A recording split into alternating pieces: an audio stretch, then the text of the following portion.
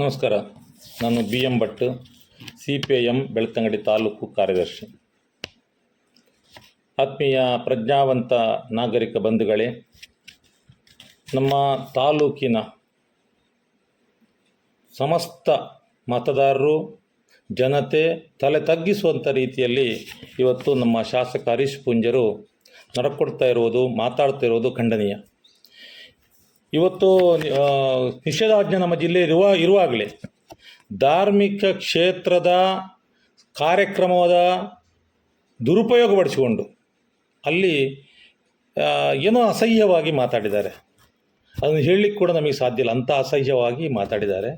ಆದರೆ ಒಂದಂತೂ ಸ್ಪಷ್ಟ, ಅವರು ಎಲ್ಲ ಕಡೆ ಹೋಗಿ ಮಾತಾಡ್ತಿರೋ ನೋಡಿದರೆ ಸರ್ವಜ್ಞವನ್ನು ಮಾತಿದೆ, ತನ್ನಂತೆ ಪರರ ಬಗೆದೊಡೆ ಕೈಲಾಸ ಭಿನ್ನಾಣವಕ್ಕೂ ಸರ್ವಜ್ಞ ಅಂತ ಹೇಳಿಕೊಂಡು ಅವರಂತೆ ಎಲ್ಲರೂ ಇರ್ತಾರೆ ಅಂತೇಳೋ ಭಾವನೆಯಿಂದ ಹಾಗೆ ಮಾತಾಡಿ ಕೈಲಾಸಕ್ಕೆ ಬೇಗ ಹೋಗ್ಲಿಕ್ಕೆ ಹೊರಟದ್ದು ಗೊತ್ತಿಲ್ಲ. ಅಂತೂ ಆ ರೀತಿ ಮಾತಾಡುವಂಥದ್ದು, ಮಾತಾಡಿದಂಥದ್ದು ತೆಕ್ಕರು ಬ್ರಹ್ಮಕಲಶೋತ್ಸವದ ಸಂದರ್ಭದಲ್ಲಿ ಅವರು ಅಲ್ಲಿಯ ದೇವಸ್ಥಾನಕ್ಕೆ, ಇಡೀ ತಾಲೂಕಿನ ಮತದಾರರಿಗೆ, ಕ್ಷೇತ್ರದ ಜನತೆಗೆ ಮಾತ್ರ ಅಲ್ಲ, ನೈಜ ಹಿಂದೂಗಳನ್ನು ಗೌರವಿಸುವವರಿಗೆ ಎಲ್ಲರಿಗೂ ಅವಮಾನ ಮಾಡುವಂಥ ರೀತಿಯಲ್ಲಿ, ಒಂದು ಕಳಂಕ ತರೋ ರೀತಿಯಲ್ಲಿ ಮಾತಾಡಿದ್ದಾರೆ. ಇದು ಖಂಡಿತಗಳು ಕೂಡ ಕ್ಷಮಿಸಲಿಕ್ಕೆ ಸಾಧ್ಯ ಇಲ್ಲ.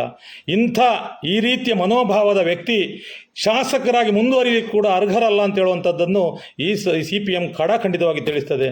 ಅದರಿಂದ ಅವರ ಮೇಲೆ ಅತ್ಯಂತ ಕಠಿಣವಾದ ಕಲಂಗಳನ್ನು ಹಾಕಿ ಅವರನ್ನು ತಕ್ಷಣ ಬಂಧಿಸಬೇಕು.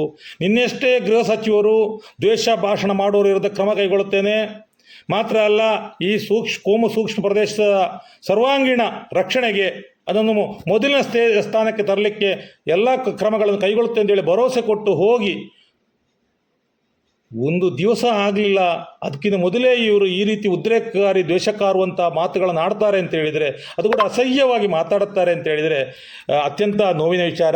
ಇದು ಹಿಂದೂ ಧರ್ಮಕ್ಕೆ ಕೂಡ ಅವರು ಮಾಡ್ಕೊಡ್ತಿರೋಂಥ ದೊಡ್ಡ ಕಳಂಕ.